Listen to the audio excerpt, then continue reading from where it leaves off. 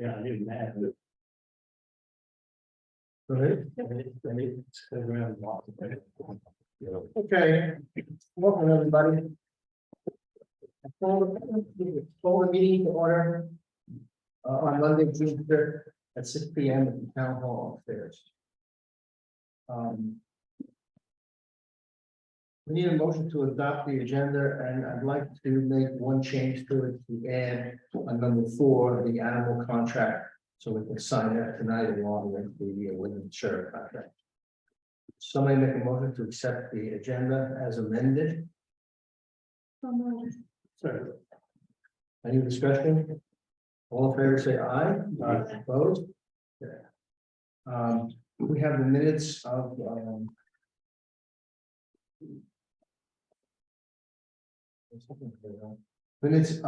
Monday, May 15th. Are there any additions or corrections to the minutes as presented?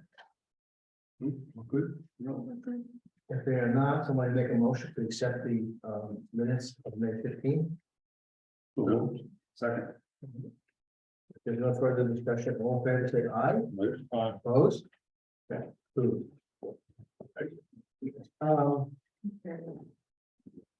The Wyndham County Sheriff contract and the animal control. So both of those we budgeted for and the prices haven't changed. I did want to make a note under authorized personnel to request services under this agreement. I wrote the town administrator and the 5 select board members. That's what's been done in the past. I just wanted to let you know that that's what's on this too. Okay. So I just need your signature on the last page of both of them. This meeting? Yep. Okay.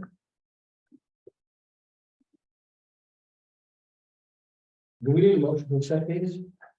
I think just your signatures. No, but I think we need a motion to accept. Okay, the contract. sure.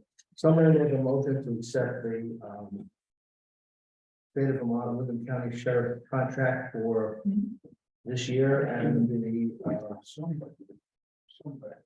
we have two here. One's the animal control, and one's the sheriff. Oh, okay, yeah. For the animal control and for the sheriff for the year. So we make that motion. Second. Any other discussion on the contracts? If not, all in favor, say aye. Opposed? Okay. So I'll just sign this contract for a minute here. The next is that we need to set a date for the traffic ordinance public hearing. Tim, Wendy and I talked today, and the notice has to be put in the Grafton News. So the next one isn't until the first week of July. And then after that, everybody needs to be notified 15 days prior to the date of the meeting. So it's looking like we can have the public hearing for July 17th, which is the second select board meeting. We'll probably do that at 5:30. If that's fine. Is anybody okay with that? What is the ordinance gonna say?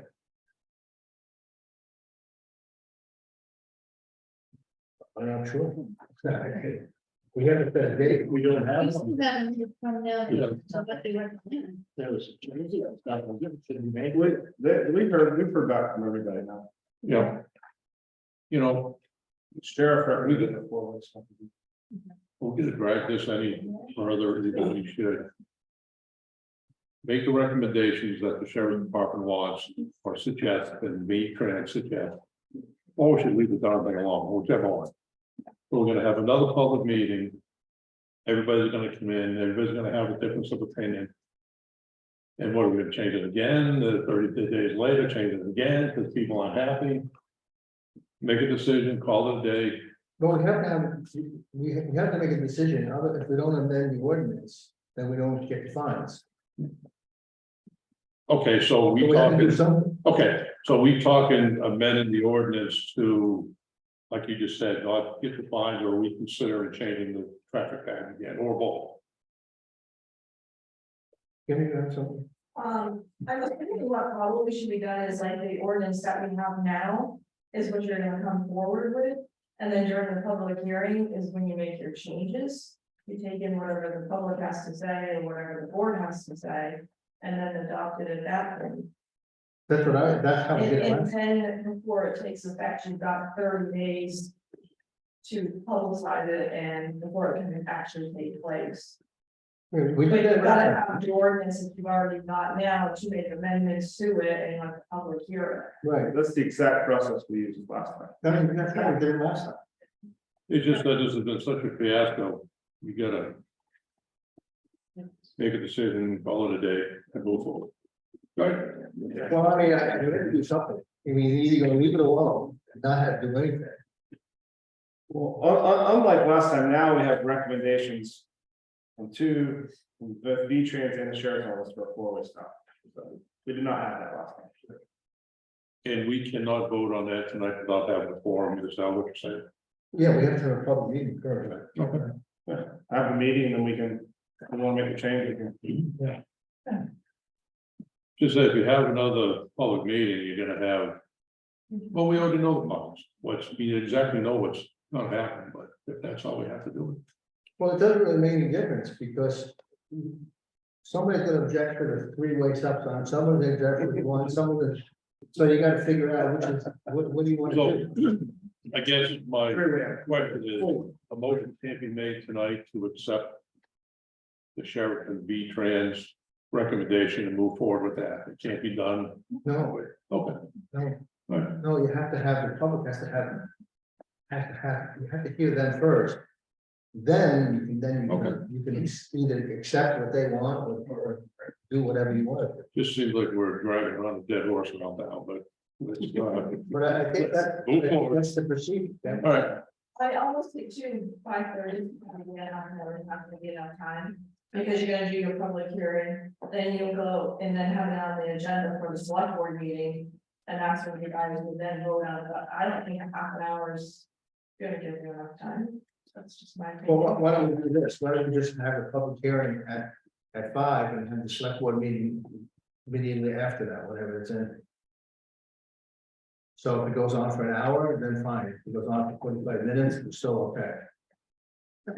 As long as you warn it that way. Hmm? As long as you warn it that way. Yeah, it's kind of you want that, so we don't get it thrown away last time. Okay. July 17. 17th. So I'm assuming, Morgan, that somebody from V-Trans or the sheriff's gonna be at this hearing. I can ask them to be, but they've both given us written recommendations.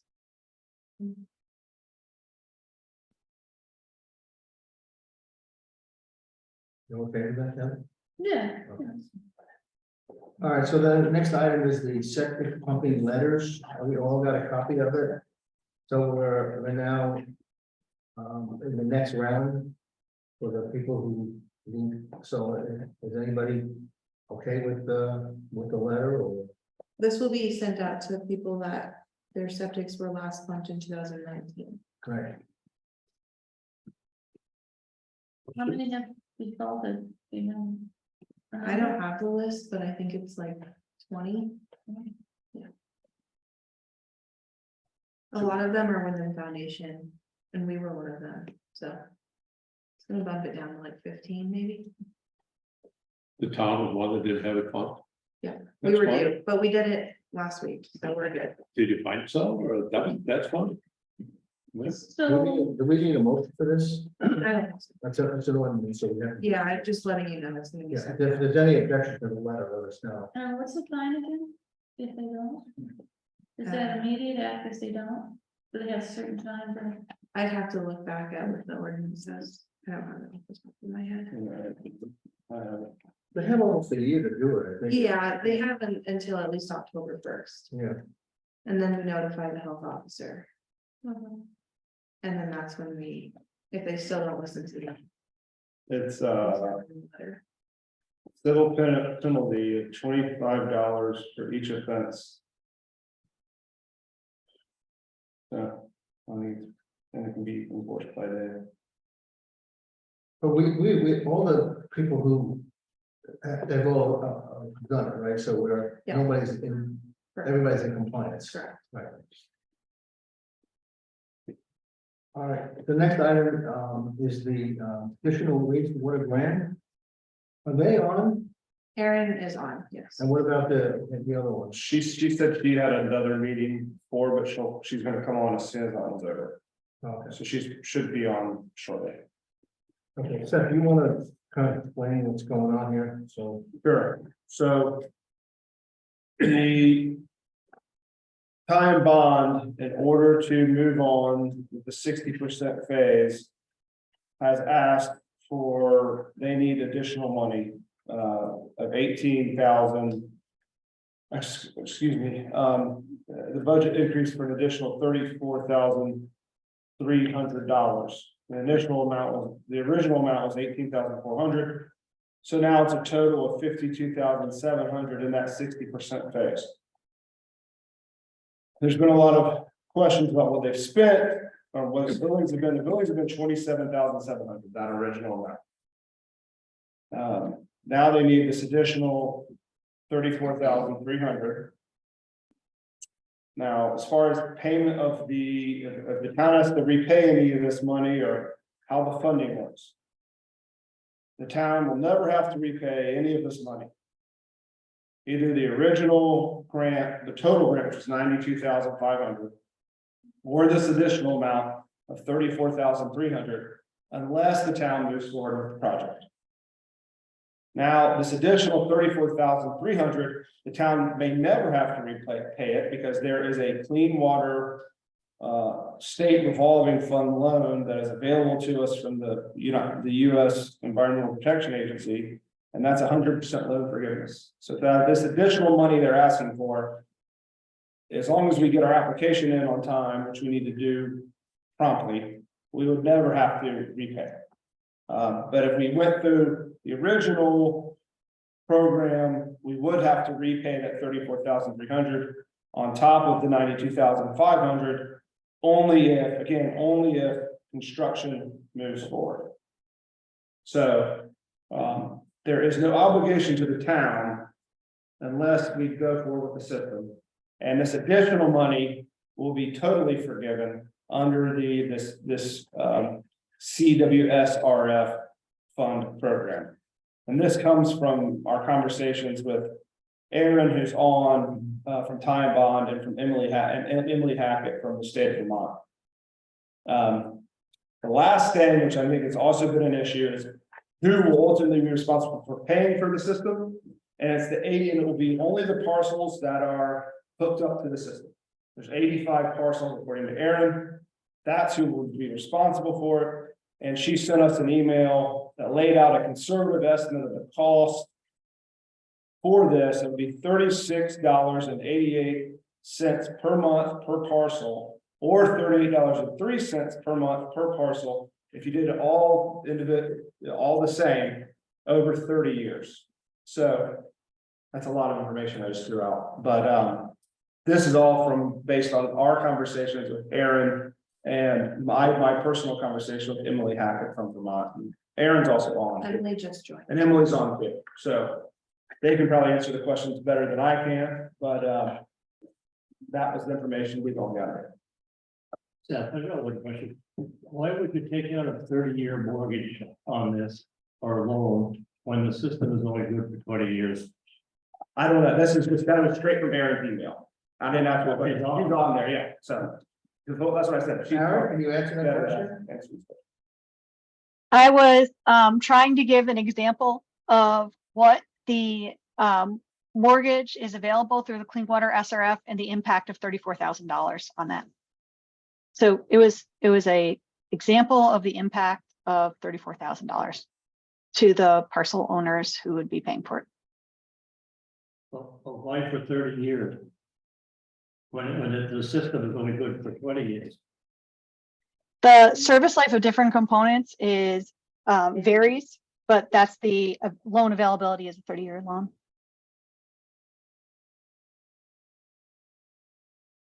So I can jump in a little bit. The Clean Water SRF loans are typically about 30 years in length.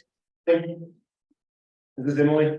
Yep, that's it. hi. Okay. How are Hi, you? Emily. Sorry, I'm Emily Hackett from the Clean Water, from the state, from the Clean Water SRF program. I'm also in charge of the ARPA grant as well, and I'm the design engineer for WID on the project. So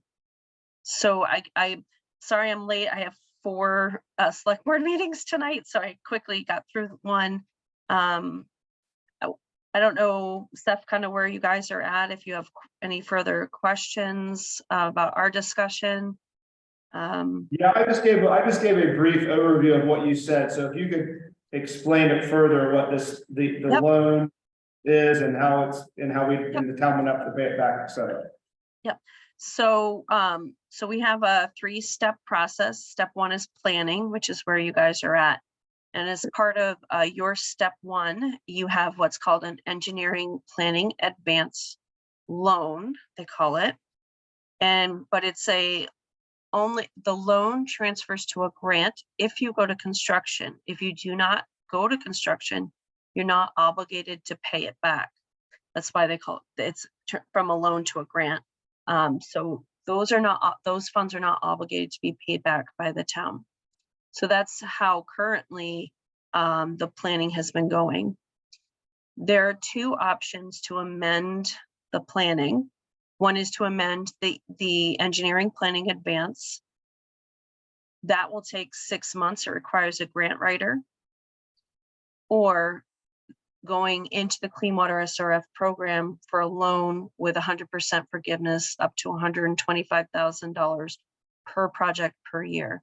So the money that, I forget the value off the top of my head, I just looked at it too, is at 36.3, Aaron? 34,300. Yeah, so that would be eligible for subsidy. We can't call it a grant because that would require a lot more paperwork. So it's called subsidy.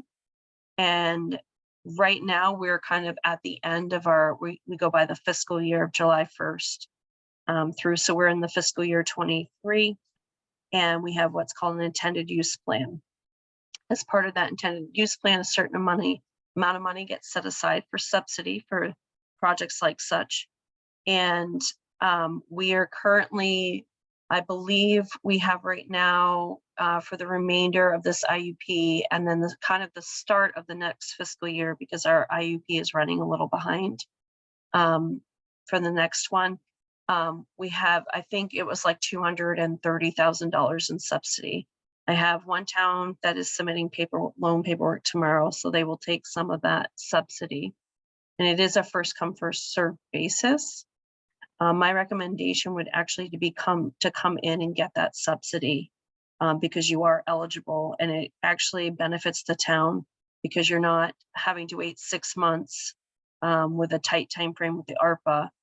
You're not having to use the ARPA money for your grant to keep that more towards construction. And it allows the project to move forward. Come the next IUP, the project would be eligible for another $125,000 roughly. It might be a little less or more in the next IUP. I don't know the exact value, but it's up per project per year. And that would allow to get through, step 1 is covered by the EPA and this little amendment. And then that $125,000 for the next IUP could be used towards design. And that's kind of how our program works. So do you guys have any questions? What was the number, the amount of this loan that we were taking for 30 years? What was that going to be? That is based on what Aaron, her email to me. $1,126,500. Yeah, 1,092,000. Maybe something's changed, but I thought we were about $3 or $4 million short originally from our grants. It was a math exercise to show the impact of $34,000. It was not in any manner a real number. It was just if there's $1 million or $1,034,000, what's the dollar impact to the 85 ratepayers? It was a math exercise to show, I think it's pennies or $1 that it impacts the overall rate to the payers. So there was a substantial concern about this $34,000, and I was trying to emphasize that when you look at it in terms of loan repayment, it's dollars as far as the impact of a potential rate. We don't have that number yet. That's why it's a nice round $1 million, because it's a fictional made up number. That was a math exercise to show the impact of $34,000. And it's $1.15. $1.15. So that figure really doesn't have anything to do with the total cost of the project. At all. It's just to Okay. show the impact of $34,300.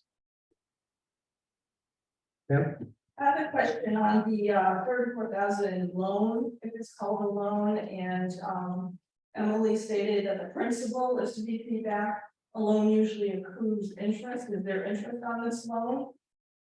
And I know she said principal does not have to be paid back, so is there interest that's accrued on this loan? And if so, this is step 2 out of 5. Are we gonna have to keep going back asking for more from this CAP loan grant? So the EPA only gets it.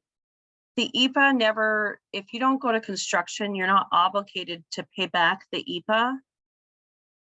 That's actually why we have the EPAs, because we have a lot of communities that want to do some planning, but may not get to construction.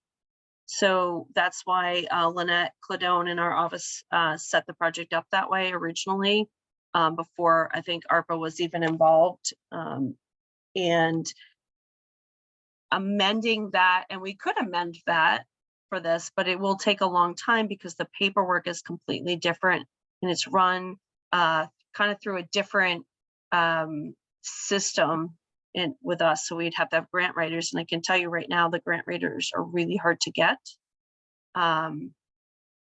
The Clean Water SRF loan, right, has the subsidy, and we can't call it a grant because of how much paperwork is required if we call it a grant, so we call it subsidy.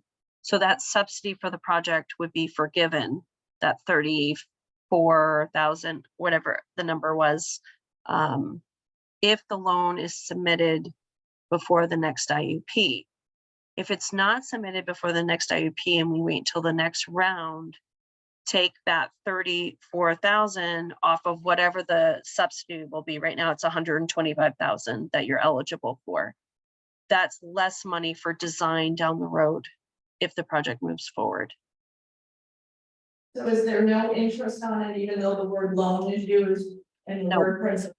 No, because what That's happens, what happens when it turns to, let's say you guys were to go to construction. When you guys go to construction, I'm going to say, it would turn from what we call an EPA loan to a PC grant, a pollution control grant.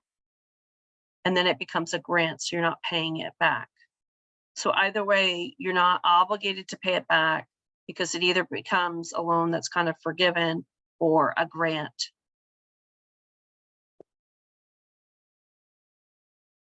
are there any more questions for either Imand or Emily? Go ahead, Teresa. I think I heard that 84 parcels would be hooked up. 88, I thought. 85. 85. And how was that number determined? Aaron, can you answer that? The current proposed sewer district was what was presented at the 30% meeting, and it includes a very specific buffer zone from what's established as the core village area.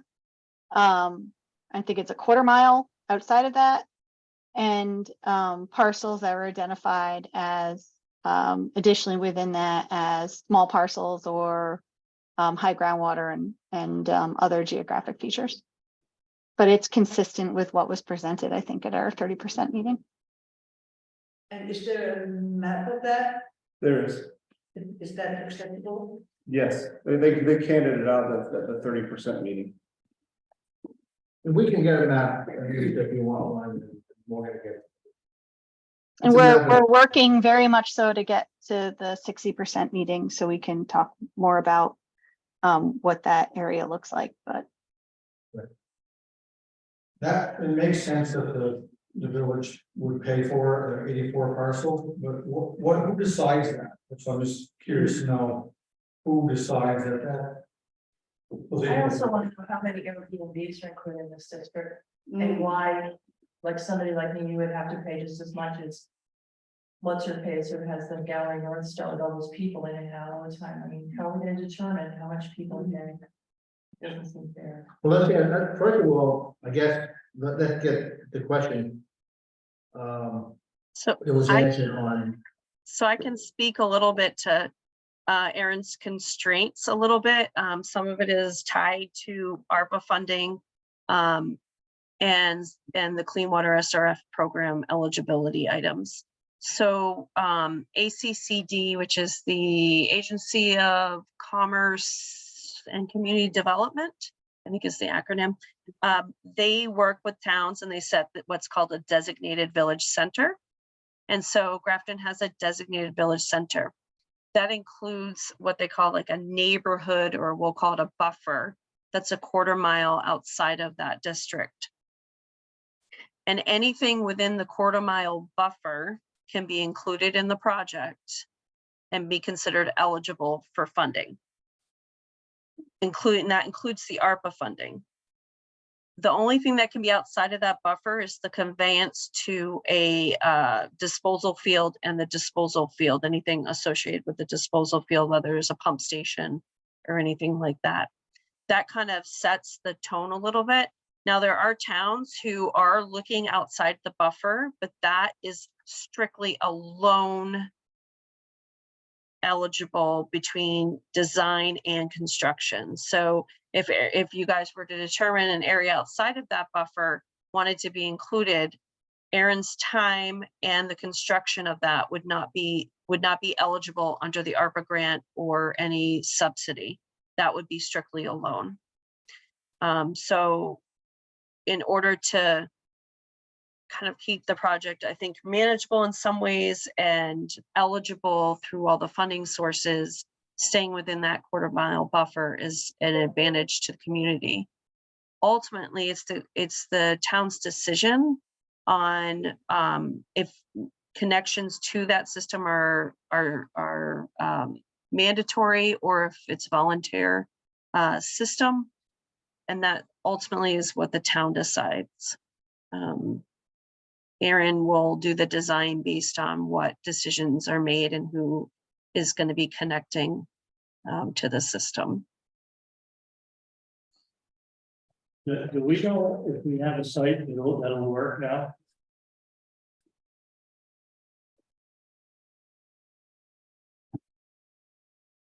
again, that we have some potential sites that we think now will work.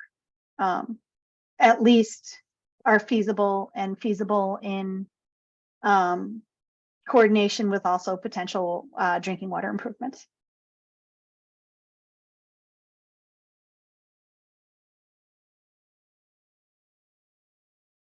Aaron, I would like to ask you about the issue that I raised earlier about the impact of the potential impact of the changes in the federal drinking water standards on a town like Grafton, if there is one. So I had sent an email back just because to you, Seth, because I certainly don't have any line into what the state of Vermont is doing, and just to be, and Emily Yeah. is also with wastewater, not with drinking Okay. water, and those are two, Okay. as you know, with this project is definitely feeling the impact of two totally separate entities. Okay. So, but if you're asking, Seth, for me to summarize just what you and I had talked about Sure. by email. Yeah. So previously the current, and Emily, jump in if you want to, but I'm going to go just straight off on what's happening right now. Okay, Vermont's current standard, backing up, you could Google it for a little more background, but there has, I think, very prominently been in the news across the country and including in Grafton itself. Forever chemicals, which are kind of the production of Teflon and non-stick items. They even, coated the inside of pizza boxes and microwave popcorn. But Teflon, some Gore-Tex, like in your winter jacket, that type of material. That's a chemical that has become very in the forefront of the news because it does not go away. And it has, in some cases, been linked to health conditions. So that's the chemical we're talking about. And currently, the state of Vermont has a number, which is 20 parts per trillion, meaning 20 parts in a trillion parts in your drinking water, but it's a combo of 5 different of these PFAS chemicals. The EPA on March 14th published a proposed new drinking water regulation for the PFAS chemicals, and they're very independent of 4 parts per trillion for PFOA, 4 for PFAS, and then for the remaining 1.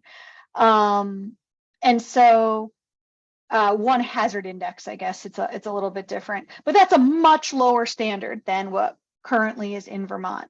So one could assume Vermont is going to adopt the more rigid standard. But I just wouldn't be in a place of any like inside information or anything along those lines, because the EPA has not finalized their regulation. They anticipate doing so by the end of 2023. But until EPA finalizes theirs, I don't think we're going to see states start adopting it. Yes, I can give you a little bit of a background from what we know and the chatter that we're hearing internally. So they had their comment period or in their comment period related to those values. We're hearing from EPA that those standards will be in place by the end of the year. Typically, the state of Vermont takes either the EPA standard or stricter. That's just been kind of what they do here in Vermont. And it sounds like this is going to be considered a primary contaminant. So that's really important, related actually to this project in some ways. Aaron and I have kind of talked a little bit, knowing that if the fire pond site, the park site there is used, that there was some talk that we may have to relocate a couple drinking wells, which happens to be across the street from the school, that area, and that's where the contamination is. So we have kind of kicked around possibly a combination of things for the project. We have to have, as you know, I think some of you were in the meeting in October when drinking water came, Megan Young, and she talked about the concern she had on the TMF, the technical, managerial, financial capacity of the town to be able to do that. We internally in the village program are having some very direct conversations at this point with them because we have multiple projects that need relocation of drinking water wells. And we're thinking that Grafton with the PFAS contamination can't be ignored at this point as part of the project. So we're kind of working that in the background until I know a little bit more. That's all I can kind of say. I'm not sure which way drinking water is going to go, but I think the fact that the contamination level is higher than what the new standard is going to be a key part of that. Go ahead. Of these 85 people are parcels, are they gonna have a choice if they decide they have a working system, they just put in a separate system? Are they gonna be forced to hook onto it or pay for it?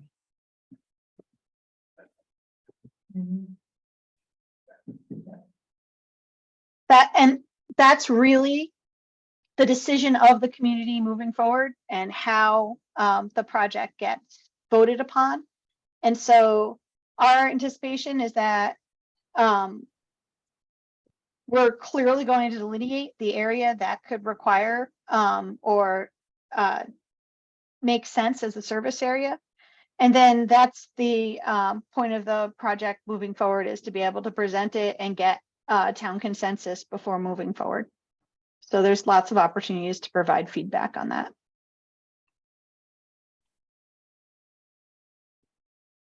And Wendy asked a question earlier about the Airbnbs. Which is a good question because obviously the usage at those properties is much higher. Than if it's a regular, let's say, single family home. Or a second homeowner who's starting over here, that's the other thing. Yeah, so that will need to be looked at. So I think the question, Aaron, is the issue of how the cost would be distributed among the 85 parcels. And would that be something that the town would have to figure out later on?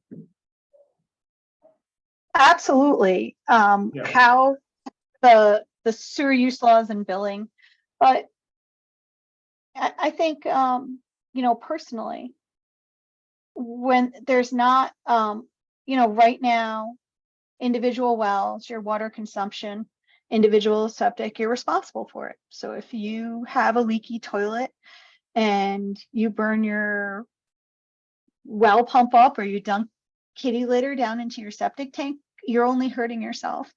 So not having any feedback loop for your water usage when you're now part of a community system, it's not as easy with drinking water for wastewater, but there absolutely are methodologies of monitoring usage. And I do think that should be a strong consideration, is how is it going to be billed and how can usage be taken to consideration?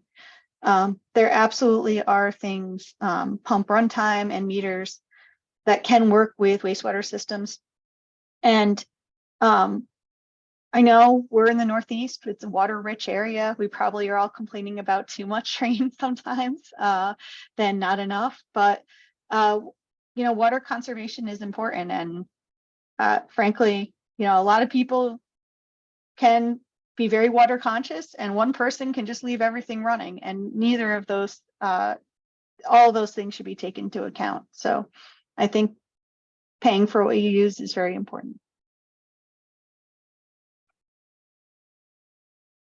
I have a question, no matter what system we go with, I know we're thinking of a new one. These 85 people that already have their septic systems, are they gonna be able to use their existing systems and just hook up to this, or they're gonna need a completely new type of system of their own or change of their own in order to hook into your system?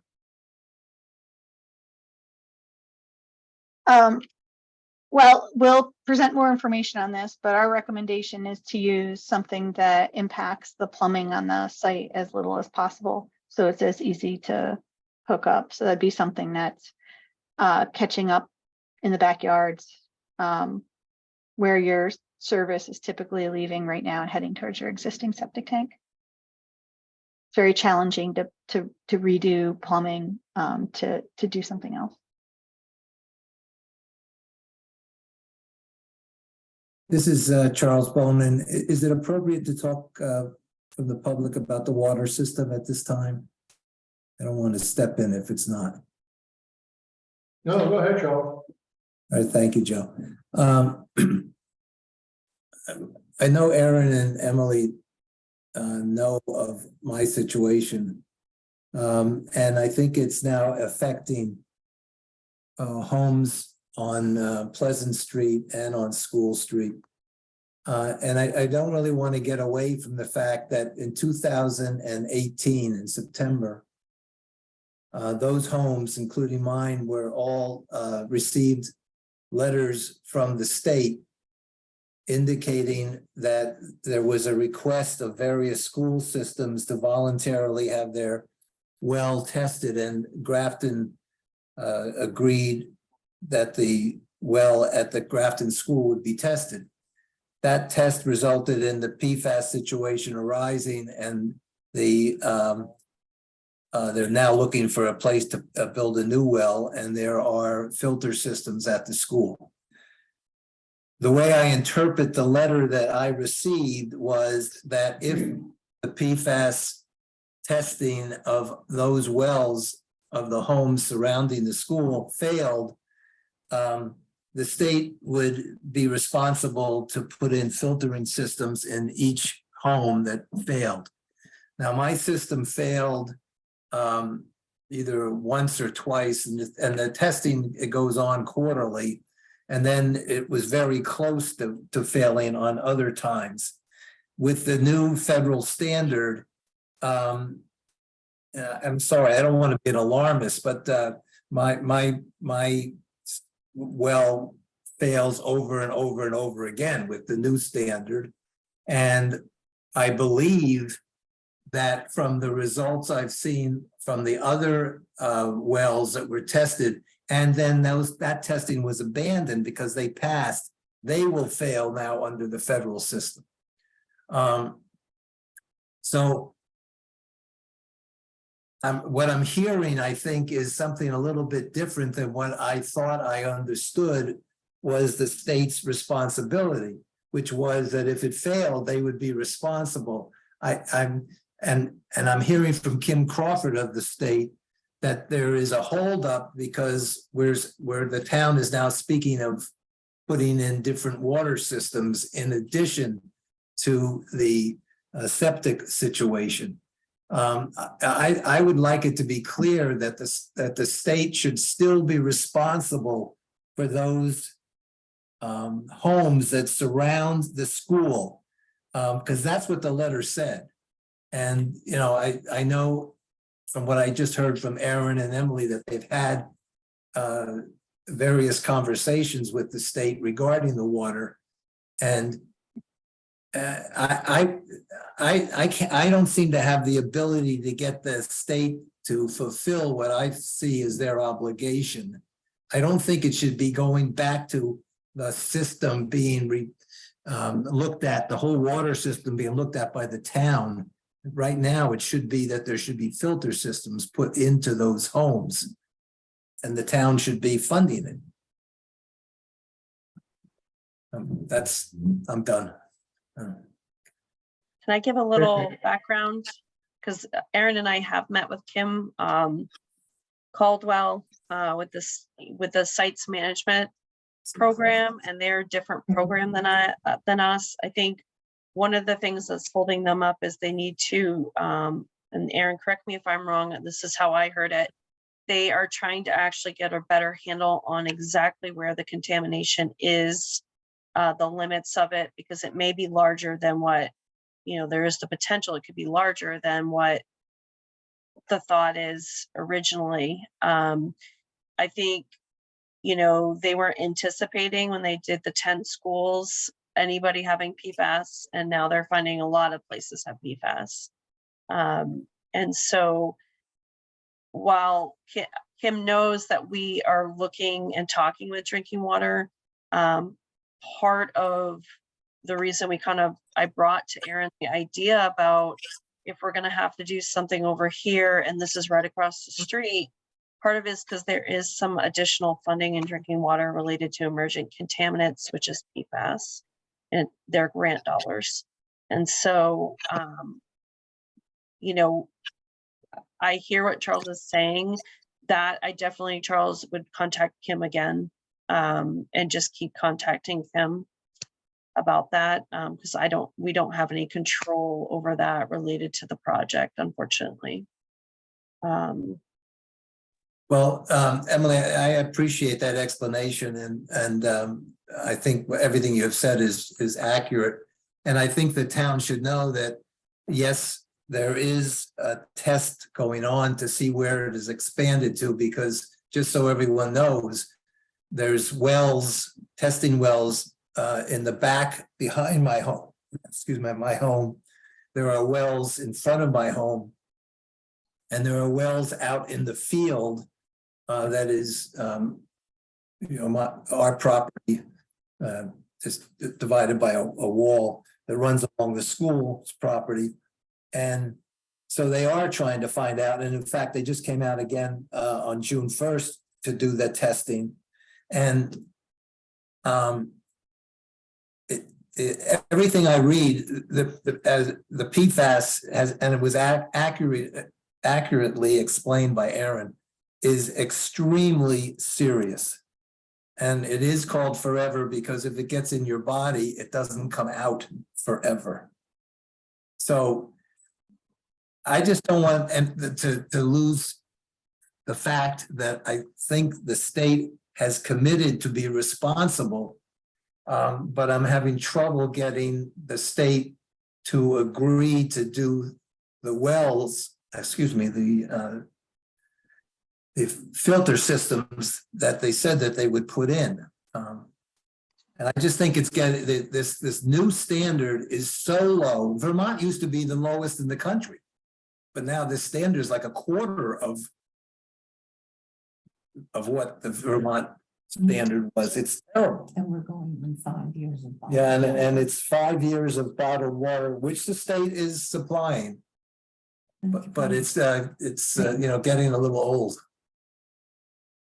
Well, I think, Charles, that I think there's two problems. One, that your contaminated well really has nothing to do with the project that we're here talking about today. And it's unfortunate that you're in that situation, and I think your beef is with the state, and if Emily can help, that would be great. But I think we have to deal with what we have to deal with now, which is, does the board want to continue the project and take on the $34,300 grant or loan that doesn't have to be paid back, so we can continue the study. And that's what we need to discuss today. And Joe, if I might, however, this definitely is part of our scope is needing to revisit water, because when we initially looked at water, it was just as Emily described, very clear that the fiscal and organizational responsibility of the town was not going to be strongly supported by the state drinking water folks, and especially now with this EPA change, that is a challenging, but it's really set a different context. So we always were going to include and hadn't presented at the 30% of drinking water option. But at that time, the feedback was it's going to be an extremely challenging road based on regulatory ability to get that system approved. And that might be a different attitude now. So there's, when we'd say we've had on multiple items to go back to the drawing board, this is definitely one of those items that's included in that discussion. Okay, thank you. Do we have any more questions? I just have one question. Emily, when do we need to get for this CWSRF subsidy? When do we need to have the paperwork in by? ASAP, because we're at the end of that IUP fiscal year. So you would need to fill out the loan application. So Seth, if you want to, I can help connect you with Tom Brown, and we can get a session together and look at it. You guys can look at it and have any questions, we can help answer it. You will need what's called an alternate. So maybe Morgan could be that alternate authorized rep. And partly that's because if something was to happen to someone and they could not be that authorized rep, there's an alternative person there. Okay. So if you want to reach out, I can help you work on getting that, and then the select board would need to sign that. So I'm not sure when the next select board meeting is. Well, hopefully we can have a vote tonight and see. Okay. Kim, you have a question? I have a question. So, if we decide not to go with the 34-3, does that mean we will no longer have an informational meeting?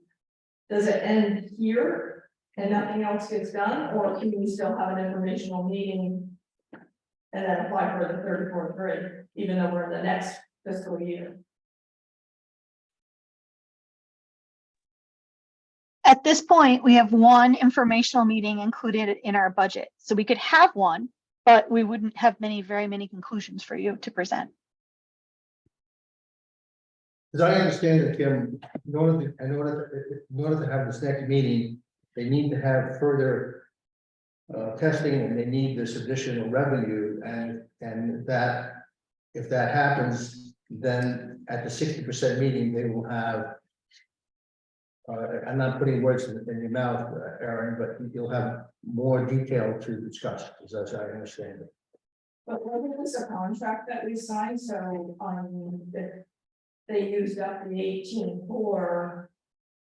I mean, we don't know what they used up the 18 for to ask for 34 more to not give us the information in this phase. And they did sign a contract, just like we had to make sure we did the test bits, because that was in the contract. This is not a contract. So I can jump in here a little bit. So originally with the original contract, I forget how many, usually the contracts have so many test pit sites, but because we've had to look at, you guys have looked at many sites, that is part of why they have to go in for an amendment is for that additional work. As well as the 60% meeting that has to occur, which is I think what Aaron's talking about for the informational meeting, that is required in order to do an environmental review. The project cannot move forward without that 60% meeting. And really until the test pit information is finished and analyzed, there's nothing to present right now in terms of what an engineer would typically do. I can tell you, because I'm involved in all the village projects, the amount to do step one for this community is pretty small compared to, I have communities right now where their their step one is $250,000. So that kind of gives you a frame of reference of kind of how much a step like the PER, and then there's the environmental part of this value, and then there's the project coordination piece to this. And that project coordination piece, right, Aaron, just a little bit has been spent on that.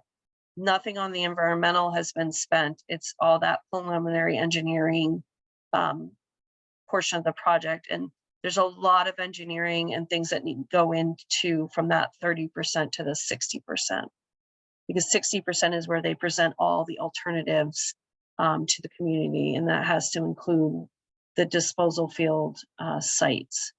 And I don't remember, Aaron, off the top of my head, how many you had originally in the original scope. I think there were a couple, I just can't remember. Yeah, and we were going to utilize previous provided test pit data on 2 different sites. And that was found to be insufficient. We needed to go back out and investigate. We've investigated multiple other sites at this point now. We voted $92,000, and we don't still have enough information, so we could have an informational meeting. So now you want another $34,000, so we can get some more information. Are we gonna have enough information then? Well, I think Aaron's saying that what the portion that they've spent of that 92,000 is the preliminary engineering part of this. She hasn't spent any of that 92 that's associated with the environmental review. And she's only spent a little bit on the project coordination part of that 92. The way the EPA and the Clean Water SRF works is that we have what we call buckets. So you think of a house with rain coming down and there's different buckets, and the rain can only go in one bucket. So the engineering part has been more intensive than originally thought. So that bucket is now kind of overflowing, and there's that portion of the EPA is the part where this is really getting amended. Nothing else is getting amended. She still has all her money to do the environmental review and to do the project coordination part of this project. The $34,000 more are gonna give us enough information so that we can have an informational meeting. And the so this total value, if you take the 92 and the 34, that will get you all the way through to the end of step 1, which you have to complete before you can get to the design. And that includes the environmental review. Yeah, but we just want to get to an informational meeting, I think the decision. But you need the 34, but you need the 34,000 to complete it, so we can get your 60%. That's what I understand. Yes or no question, is 34,000 enough to get us to the meeting? Yeah, I'll answer that question. Is Yeah. that gonna get us to an informational meeting? Will the 34,300 get us to the 60% meeting? Is that the? Yeah, Aaron? Yes, I'm sorry, I didn't realize that was the question. Yes.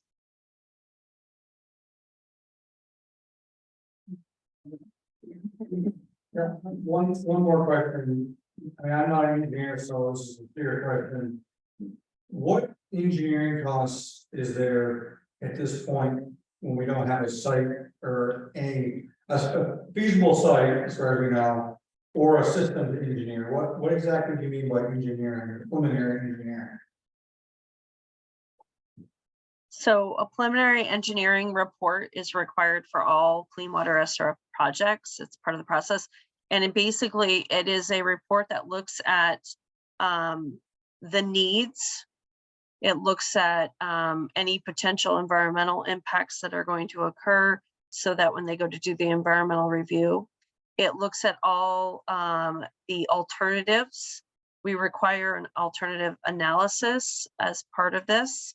And then a selection of the project, and it may be we're going to go with this type of disposal field, whether it's a drip dispersal, and we're going to go with a step system with a low pressure force main. That kind of puts that together. There's engineering cost, there's operation and maintenance projection for cost, right, Aaron? I mean, there's a lot that goes into this report. And we require a 30%, 60%, 90% final stamped PER. We comment and review the entire process. And that's kind of some of this is because of what we require. The most intensive part is really between that 30 and 60 because it requires the hydrogeology part. It requires the looking at all the alternatives that are possible for the system based on not just the disposal field, but traditional, usually it's a traditional gravity sewer with pump stations versus a step steg system versus a step system with a low pressure force main. So there's a lot of that, looking at alternatives and putting costs to all those alternatives as part of the engineering. And then when we get after the 60% informational meeting, the town will decide what alternative they want to pursue. And then Aaron takes that from a 60 to a 90. That'll include potentially some conceptual design, starting to think about how they're going to look at that. And then that proceeds to a final PER stamped and approved by the state. And that's required as part of our step one. Like I said, the most intensive part is really between that 30 and 60. And it's hard because village projects are a little bit of a unknown beast at times. As we know, the groundwater is really, really high in Grafton. Londonderry is having the same issue where they had to look at more sites than originally anticipated. And when Aaron talks about that they were going to originally use some test pit information, most likely probably the indirect discharge program came in and said they wanted additional information on the test pits. And to observe them. And to observe them, and that and ultimately the indirect discharge group is who will be approving the permit either way, whether it's the regional program or the indirect discharge, because this is an ARPA project. There's also a lot of pressure because of the ARPA deadlines too. So there's a lot that's going on behind the scenes, and that's kind of the process. But the village projects are a little bit of an unknown beast at times. Okay, I think we've had enough questions here, and I think that there should be enough information for people to understand where we are and why we have to need to proceed. So somebody make a motion that we accept that we continue the process with the $34,000 $300, whatever you want to call it, loan, that it has no obligation to the town in the event that the project doesn't move forward, and blah, blah, blah, whatever it says. Somebody want to make that? I think the motion would be to approve the additional $34,300 subsidy in order to move forward with the project, of which the cost, the town would not incur any cost. And to get to the 60%. To get to the 60% report. I'll second it. Do we have any discussion on the board? So there's no scenario out there that if something happens, we don't have to pay that money. There's no scenario. Unless we don't get approved for the subsidy and we go through the initial funding, then if we build the project, then we have to pay it. That's it. Sure. So either, the only way we'd have to pay the money back is we don't get that subsidy and we go through the original program, but then we only have to pay it back if we go through construction. We go through this, we get to the 60% phase and we hear her report and we say, we don't want to do this. We don't ever have to pay it back. Did I state that correctly, Emily? Yes. Is it state or federal money we're talking about? You know, that? The subsidy is a federal loan, isn't that right, Emily? Yep, the Clean Water SRF program and the ARPA program, they're federally run programs that we run by the state, that are run by us at the state. Federal program run by the state, correct? Okay. All right, so let's call for a vote. All in favor of moving forward with the motion, say aye. Aye. No, Opposed? no. Okay, so 41. Okay, thank you very much, Emily, and now that we have an approval, please get in touch with Morgan and myself and Seth to see how we can get this thing filed so that we can move forward. And Erin, let's be in communication to see when you're ready for the 60% so that we can set a meeting, for the town, okay? Absolutely, Joe. I will email today some of the paperwork that you need to do it. And I know Emily, as she discussed with Seth, there's these other steps, and I know she's going to be in touch very shortly for the application paperwork and one more thing. So we'll move on this right away. And I'll email you in the morning, I'll CC Morgan on it, and she'll get through. Say that one more time. I'll email you in the morning about Yep. this. Sounds perfect. Thank you. Thank you, guys. I Thanks. appreciate it. Everybody have a great night. Good, thank you. Thank you. Thank you. Bye. Take care. The next item is the been a request that they would like to plant a shrub at the Wilson Park in the honor of Joel Lee. Does anybody has an objection to that? If not, make a motion that it's okay for them to plant So moved. on town property, whatever. I'll second that. Any discussion? If not, all in favor, say aye. Opposed? Kiosk. Yeah, Village Park, I'm Margot Matt, I know we haven't had, the rest of you I know. I represent the Village Park volunteers who have a plan to renovate the park. I'm here to make a request for the kiosk that is being replaced to have a location change, but I want to go back for just a second so it can be put into context. First of all, the trails in the park are in great shape. I encourage you to go up there. They've been weed whacked, they've been blown off. There were about 9 trees that came down in those heavy storms. Alan and the crew took all of those down, including 2 really huge hemlocks that came down in the picnic area. And in the picnic area, which is in a huge area, there's a bench that's on a ledge that's an overlook.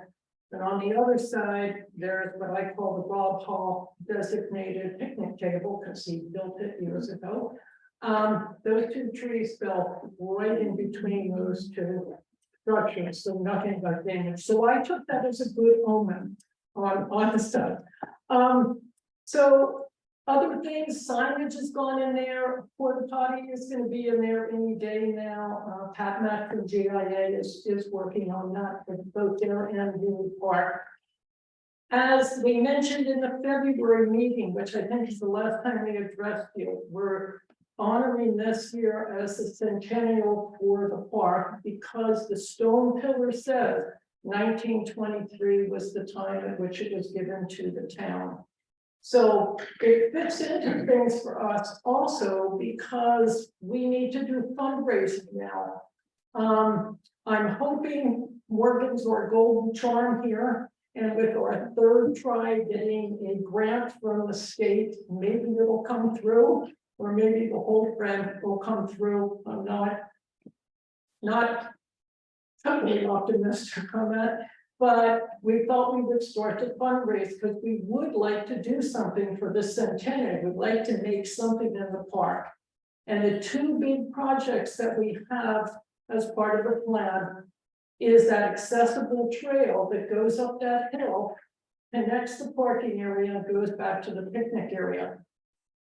People who come from the village, who walk to that walking entrance, take a look at that hill and they just go, they don't even go in because it's formidable to go up there unless they're lured up as they see the gazebo. So we would love to have that accessible trail. That's really our #1 priority. The lean-to is going to be built all by volunteers.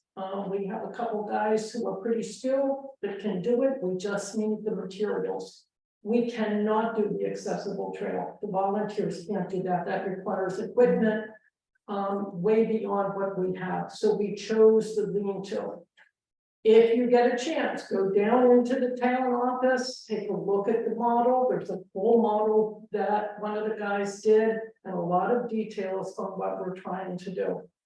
So with this centennial, which we're having right before the town picnic on the 29th of July, the park is going to have something called Park Poker, Path Poker.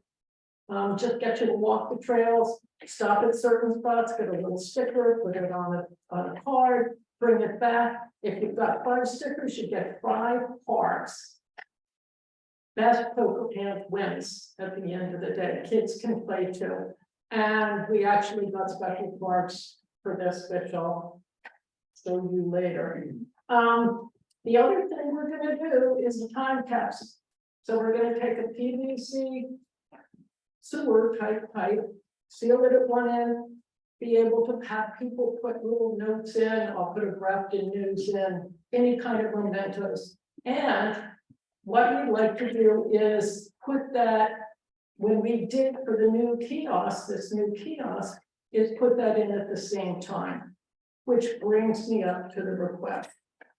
If you stand at the walk-in entrance and look at that hill, way over to the right, out of view, is an old kiosk, which we are replacing.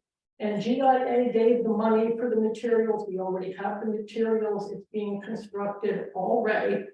But we don't want it back in that spot because you can't see it. No one knows. If you get there to the front entrance, you have no idea what the trails are. You don't know what the rules are. You don't have the emergency numbers. So we want to move that closer to the walk-in entrance, which is right on Fire Pond Road, lower than the parking area. Little concern, can't put it in the street because it is block plowing. There's some strange wires that are kind of there and some tiles and things that we need somebody to take a look at. And we just need to have some collaboration on where a new site might be for that kiosk and bring it on down more front and center. And that's what we're requesting, is that the town allow us to do that and assist us in doing that, since probably, I think there's a dig safe or something that would have to be contacted and someone would have to be able to tell us if we actually could put it there. And the second part of the request is, as what happened to the first kiosk, is to ask the town highway department to help us put in that kiosk. when it's time, and the time capsule that will be coming from the town, the centennial celebration. So that's what we'd like, and, as I said, the kiosk is paid for, it's being done. We are getting in some donations, so please feel free. You can just drop them off with Kim, and you'll get a nice letter back from one of the volunteers, because we certainly can use the money for that lean-to. The only thing you have to be careful is nothing can go in the right of way. There's an ordinance in the town that no structure, nothing can go in the right of way. So just be careful where the sign goes, it cannot be in the right of way. Well, that's why we need some collaboration. If Mike can do that, or if someone on the board would come and collaborate, we can say this is where it can go, so that we could just have it visible. Well, can you do that, Mike? I mean, I'm sure. When are we talking? Well, we don't want to put it in until August. So not until August sometime?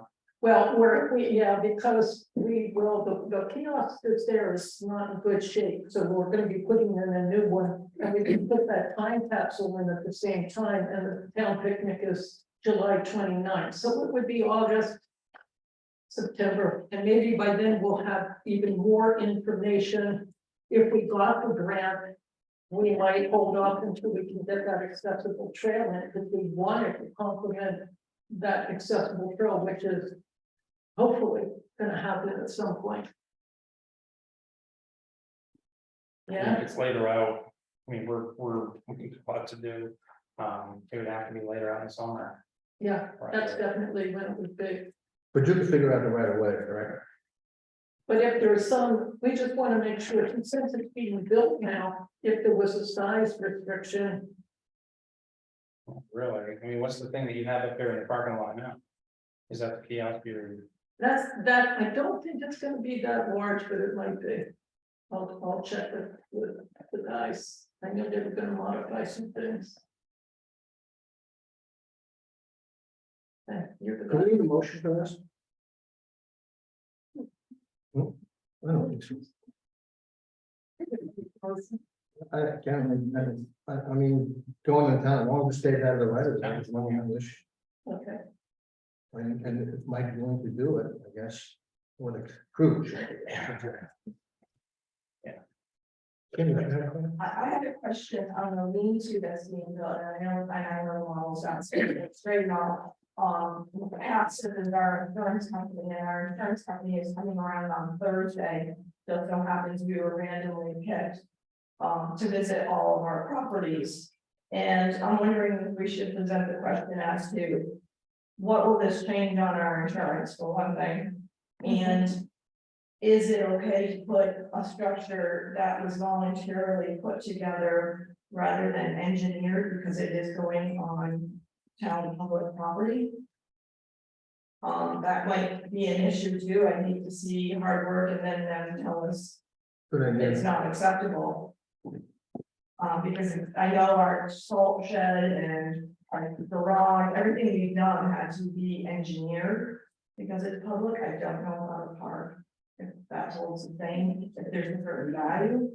Before it has to be engineered, I don't know. Two of the guys who are volunteering are engineers, that's helpful. But they have to be approved by the state, the plans is what I'm wondering. And I don't know, I have no idea, I just don't want to get caught like, when somebody builds a flood, and I have to be carried out in the floodplain. That might be something to look into, I guess. Morgan, They could draw plans and submit it.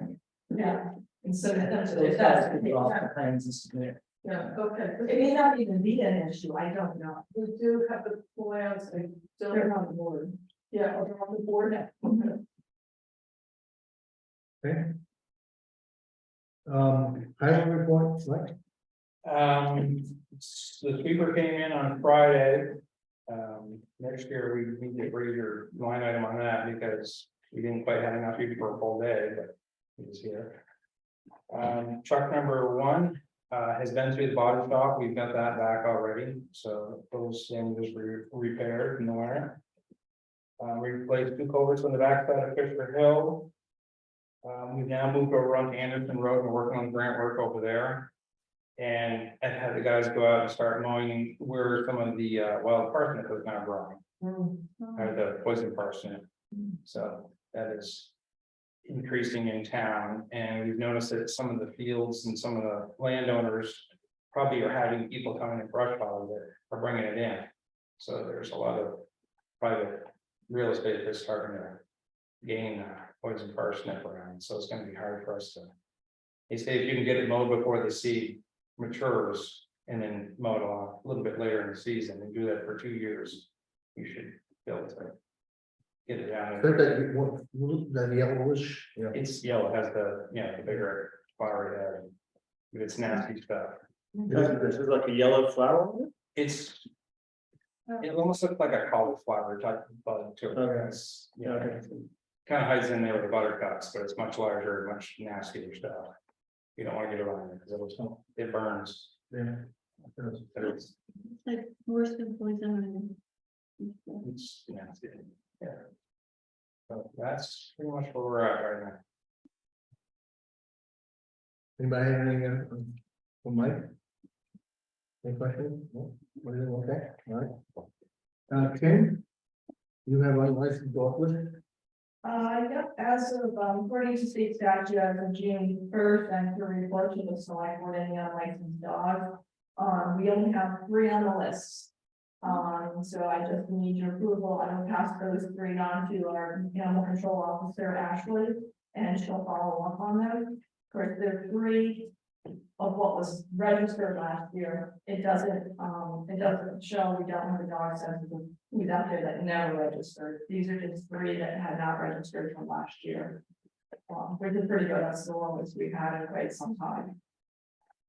So I just want to review the list, let you know. Give it to you, and I'm gonna pass it on to Ashley with your consent.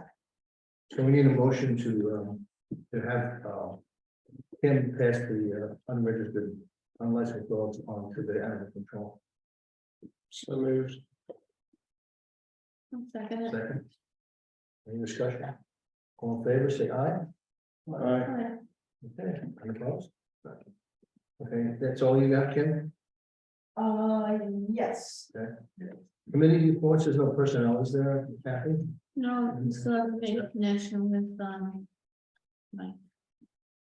Yeah, there's more than that, there's Hmm? more than that, really, No, is it, no,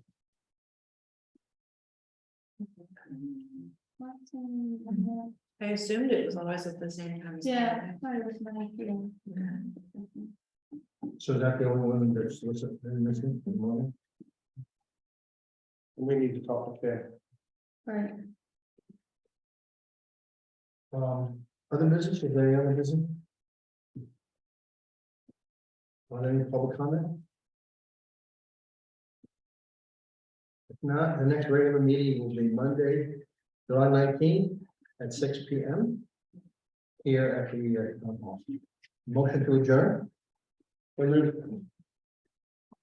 want to second this? All in favor, say aye. Aye. Opposed? Okay.